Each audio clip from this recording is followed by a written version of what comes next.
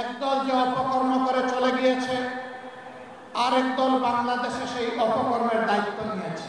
দফায় দফায় এত রক্ত, এত ত্যাগের পরে দেশবাসী কি আশা করেছিল?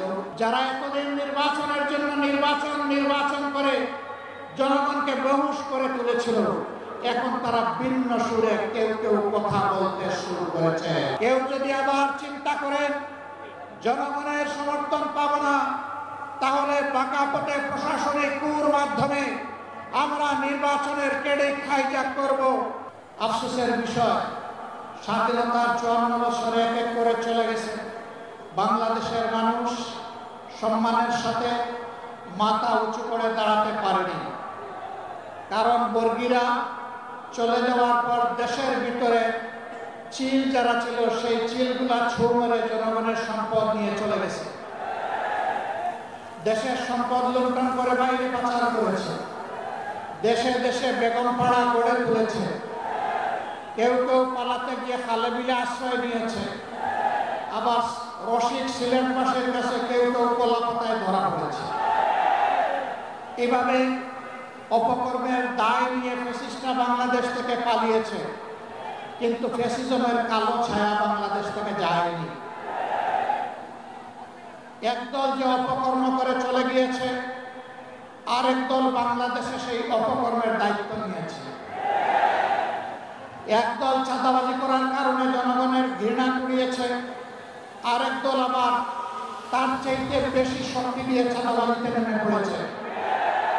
একদল দখলদার বনতে গিয়ে জনগণ তাদেরকে প্রত্যাখ্যান করেছে, আরেক দল বেপরোয়া দখলদার হয়ে উঠেছে।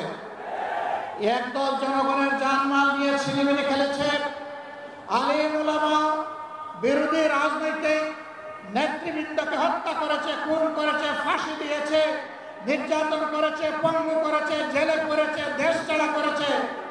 আরেক দল ঠিক একই পথ ধরেছে, এমনকি নিজেদের মধ্যে মারামারিতেও নিজেদেরকে শেষ করে দিচ্ছে। সংগ্রামী বন্ধুগণ, দফায় দফায় এত রক্ত, এত ত্যাগের পরে দেশবাসী কি আশা করেছিল?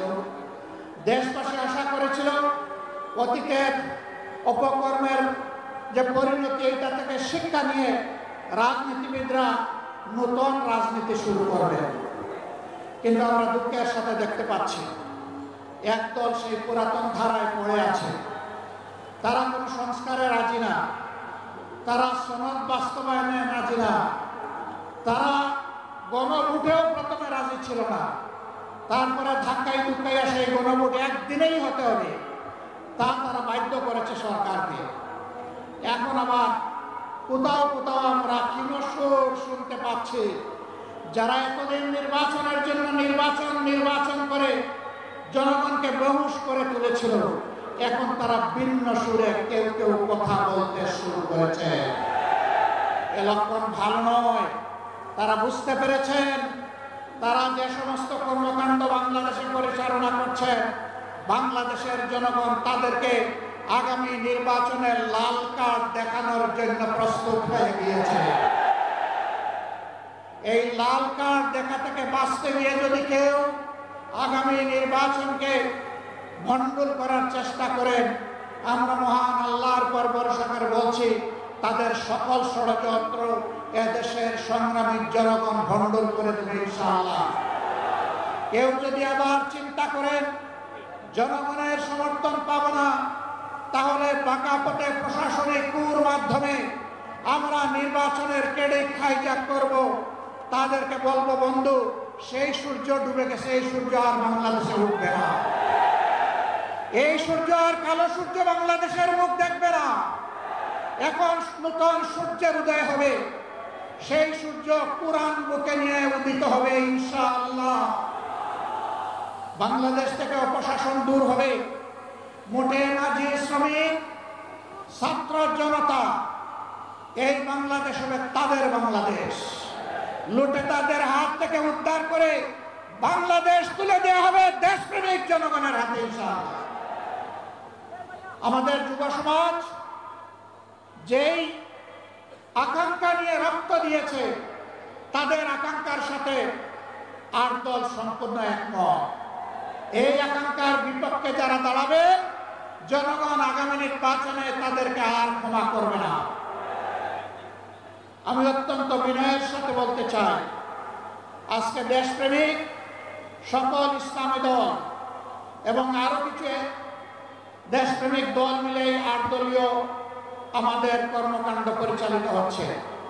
দুই একটি ইসলামী দল এখনো তার বাইরে আছে। আমি বন্ধুদেরকে অনুরোধ করব, সকল ধরনের মুহের জাল ছিন্ন করে আপনারা আপনাদের আঙ্গিনায় চলে আসুন। এই আঙ্গিনা আপনাদের আঙ্গিনা। এখন যেখানে ঘোরাফেরা করছেন এটা আপনাদের আঙ্গিনা না। তাদের শীর্ষ নেতারা বলেন আমরা শরিয়া আইন বিশ্বাস করি না। তারা মুসলমানদেরকে মৌলবাদী জঙ্গি বলে।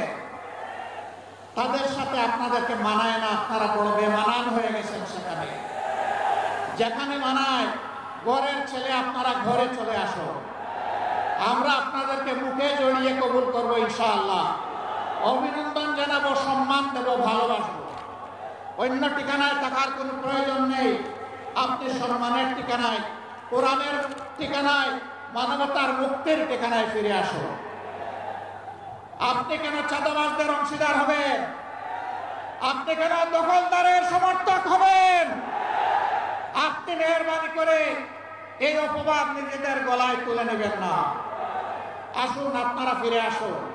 আমরা আপনাদের ভাই, আপনারাও আমাদের ভাই। আজকে বাংলাদেশের দিকে চোখ মেলে খোলা চোখে তাকান। আজকে সমস্ত ইসলামিক এবং দেশপ্রেমিক শক্তি ঐক্যবদ্ধ হয়েছে। ইস্পাত কোটি ঐক্য ইতিমধ্যেই গড়ে তোলা হয়েছে। এই ঐক্য ইনশাআল্লাহ আগামী দিনে দেশের ভাগ্য নির্ধারণ করবে। আজকে রাস্তাঘাটে, হাটে, বাজারে, নগরে, বন্দরে সকল জায়গায় মুক্তি পাগল মানুষ তারা জানিয়ে দিচ্ছে আগামীতে তারা কোথায় ভোট দেবে।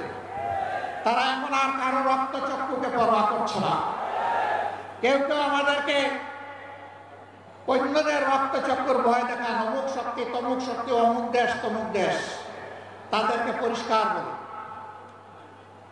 ইসলামী এবং দেশপ্রেমিক নেতাকর্মীরা হাসি হাসি যেখানে ফাঁসি বরণ করতে পারে, মেহরবানি করে তাদেরকে কোনো কিছুর ভয় দেখাবেন। আমরা ভয় করি শুধু আল্লাহ তাআলাকে।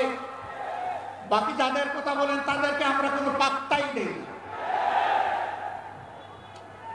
ইয়েস, বিশ্বের সকল শান্তিকামী সর্ব দেশকে আমরা সম্মান জানাই, কিন্তু কেউ যেন আমাদের উপরে কোনো দাদাগিরি করতে না আসে। আমরা আর কারো দাদাগিরি দেখতেও চাই না, বরদাস্ত করতেও রাজি না। বাংলাদেশ চলবে আল্লাহ তাআলার নির্দেশ মোতাবেক, এই দেশের জনগণের পছন্দে। এর বাইরে কারো পছন্দ অপছন্দের কথা আমরা শুনতে চাই না। যারা অন্যদের তল্পিবাহক হবেন তাদেরকে বলবো, আগে যারা তাবেদারি করেছে তাদের থেকে মেহরবানি করে একটু শিক্ষা গ্রহণ করুন। যারা গিয়ে তাদের পেটে আশ্রয় নিয়েছে, এটা অখাদ্য, এরা এখন গিলতেও পারছে না, ফেলতেও পারছে না। এই পর্যায়ে এসে গেছে। আপনারা যাবেন কোথায়? আপনারা এই দেশে থাকেন, এই দেশে থাকেন, এই দেশের মানুষের তাদের যে আকাঙ্ক্ষা সেটাকে উপলব্ধি করার চেষ্টা করেন। চাঁদাবাজি যারা করেন তারা চাঁদাবাজি বন্ধ করুন। দখল বাণিজ্য যারা করছেন দখল বাণিজ্য বন্ধ করুন। মানুষের পর জুল জুলুম যারা করছেন তারা জুল জুলুম বন্ধ করুন। যদি তারা বন্ধ না করেন তাহলে তাদেরকে আমরা স্পষ্ট ভাষায় জানিয়ে দিচ্ছি, এটা অচিরেই বাংলাদেশে বন্ধ হবে। তখন কিন্তু কঠিন পরিণতি ভোগ করতে হবে। সেই পরিণতি ভোগ করার আগে মেহরবানি করে ছেড়ে দিন। জনতার কাতারে আসুন, মানুষকে আর কষ্ট দিবেন না। প্রিয় সিলেটবাসী, বরাবর আপনারা অন্যায় অসত্যের বিরুদ্ধে আপনারা লড়াই করেছেন। আপনারা 96-2001 আওয়ামী লীগ যখন চরম তাণ্ডব দেশবাসীর উপর চালিয়েছিল, তখন ওই সিলেটবাসী আপনারা আওয়ামী লীগকে লাল কার্ড দেখিয়েছিলেন। আওয়ামী লীগ সেদিন প্রকাশ্যে বিবৃতি দিয়ে শাহজালাল বিশ্ববিদ্যালয়ের ঘটনায় জনগণের কাছে ক্ষমা চাইতে বাধ্য করেছিল। এর থেকে প্রমাণিত হয় কখনো অন্যায় এবং অসত্যের যারা অনুসারী তাদেরকে আপনারা বরদাস্ত করেন নাই। আমাদের ভরসা আগামীতে ইনশাআল্লাহ আপনারা করবেন না। আপনারা ন্যায়ের পক্ষে, জন আকাঙ্ক্ষার পক্ষে, আল্লাহর কোরআনের পক্ষে আপনাদের অবস্থান হবে সুদৃঢ়। আমরা সেই সুদৃঢ় অবস্থান কামনা করে এবং আমাদের আজকে এখানে যে সমাবেশ শেষ হচ্ছে, এই শেষ জায়গা থেকে বিজয়ের শুরু, স্লোগান শুরু হোক, সেই আহ্বান জানিয়ে আপনাদের কাছ থেকে বিদায় নিচ্ছি আপাতত। আসসালামু আলাইকুম।